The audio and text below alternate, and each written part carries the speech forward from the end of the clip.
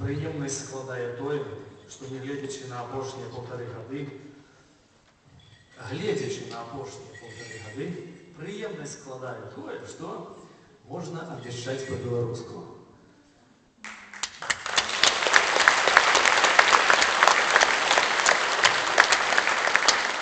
Зараз вашай увазе балада пра заснаванне Вільні.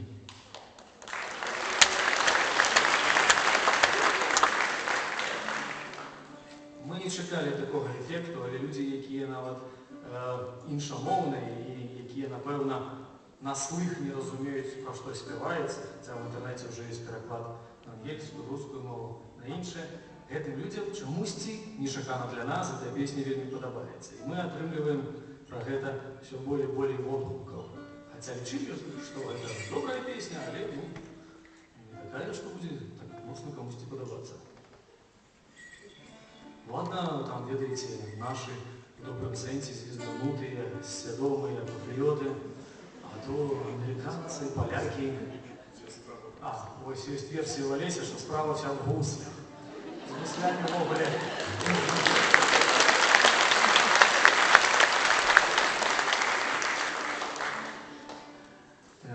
Справа ў тым, што гэты інструмент вельмі унікальны, калісьці яго выраблялі хлопцы, калі спадзяваліся, граючы на ім, здабыць сабе жонку, бо граць на ім любілі хлопцы, а слухаць яго любілі дзяўчыны. Вот Алесь сваю жонку так і знайшоў. Хадзіў па фэсту, іграў і наіграў.